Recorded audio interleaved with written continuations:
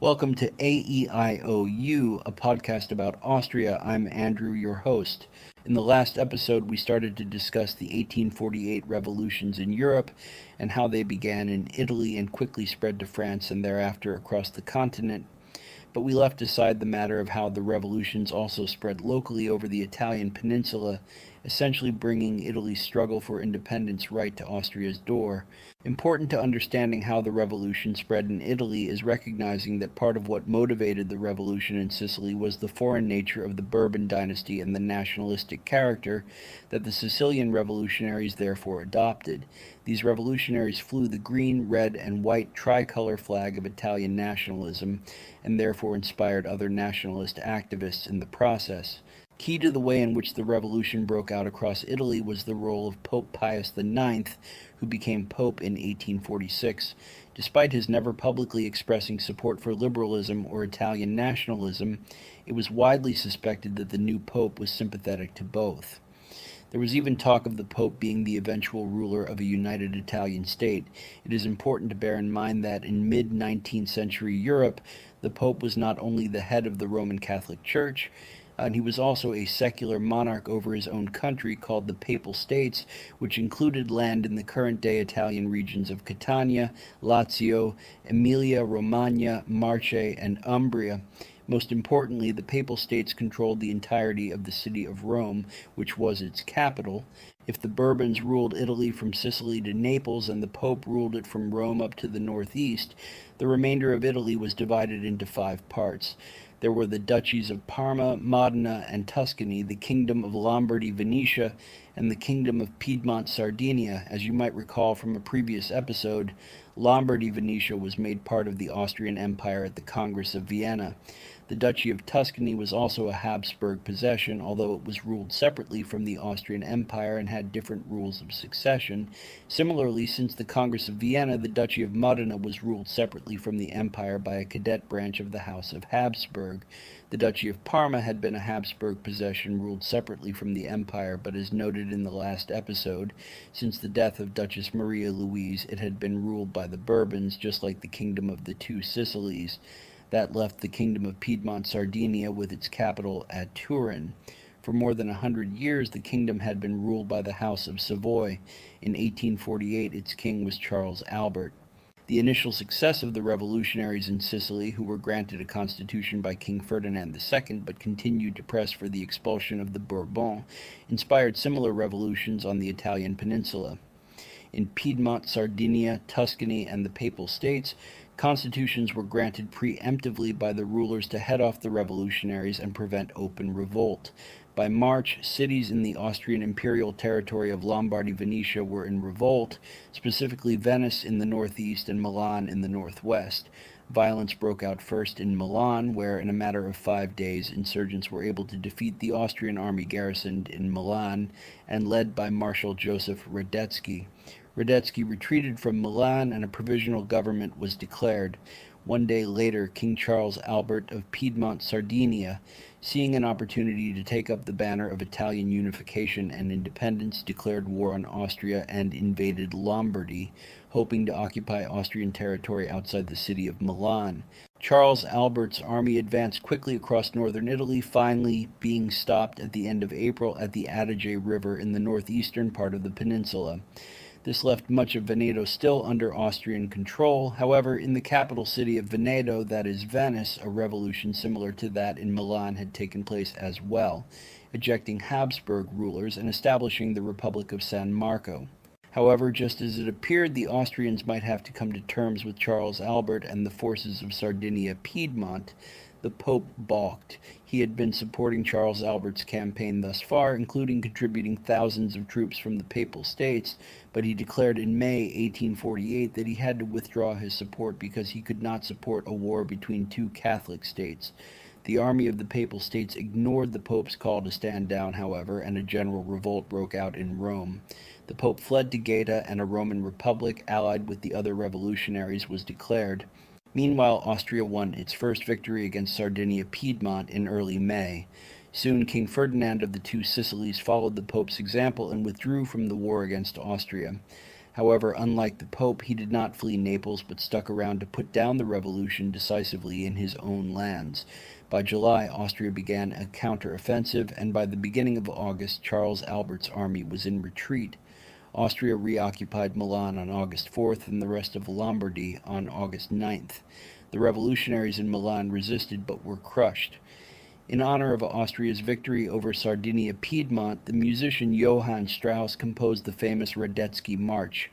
Some Milanese exiles joined with the remaining revolutionary forces and, led by Giuseppe Garibaldi, continued to fight Austria, thereafter aligned with the Bourbon states and the Pope until the following summer. Ultimately, the revolutionaries lost. In March of 1849, Charles Albert again tried his hand against Austria. However, in less than a week, Radetzky was again victorious. Charles Albert ultimately abdicated a few months later in favor of his son, Victor Emmanuel, who would go on to become the first king of a United Kingdom of Italy, but that was still more than a decade away. In the meantime, the remaining revolts on the Italian peninsula were eventually put down. Garibaldi went into exile in North Africa, and things returned more or less to the status quo. That completes how the Austrians ultimately defeated the forces of Italian independence.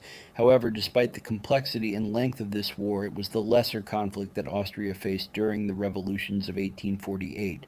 Rather, the greater challenge came first from within Vienna itself and eventually from Hungary. As we noted earlier, the revolution went from Sicily to France, with Paris in open revolt, and King Louis-Philippe abdicating in late February. By early March, there were uprisings in Baden, Wiesbaden, and Württemberg. The watershed moment for the revolution in the Habsburg Empire was March 3rd. On that date, Louis Kossuth, a Hungarian lawyer of noble background, rose to speak in the Hungarian legislature in favor of constitutional reform. As a noble, Kossuth held a seat in the upper house of the legislature, but he had spent the previous decade building his reputation as a liberal, reform-minded politician. For these reasons, his speech electrified the audience, and word soon spread of the speech to Vienna. The Austrian capital was already seeing demonstrations for constitutional reform inspired by the immediate victory in France over the monarchy. Before continuing, we should remember that Austria was being run in 1848 by the so-called Secret State Conference, which was a regency council that governed in the stead of Emperor Ferdinand, who was developmentally disabled. This council consisted of the emperor's brother Archduke Ludwig, Interior Minister Kolowrat, and Foreign Minister Metternich.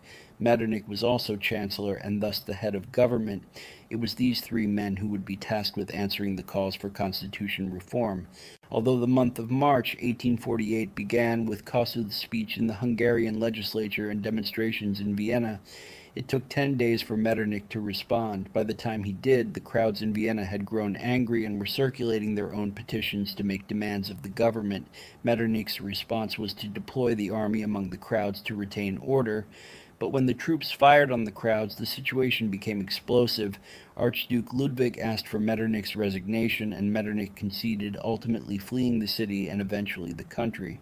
As Metternich was leaving Vienna, Kossuth was just arriving and was greeted in the imperial capital as a hero. The emperor granted the concessions Kossuth had asked for, and a new government was formed in Hungary, with Kossuth serving as the Minister of Finance. Back in Vienna, Metternich was succeeded as chancellor by Kolowrat, with the office now called the Minister-President. It would retain this name until the end of the Habsburg monarchy in 1918. Kolowrat's administration was short-lived, however. He resigned only a month later for health reasons. Kolowrat's successor, Count Karl Ludwig of Fickelmont, also lasted only a month.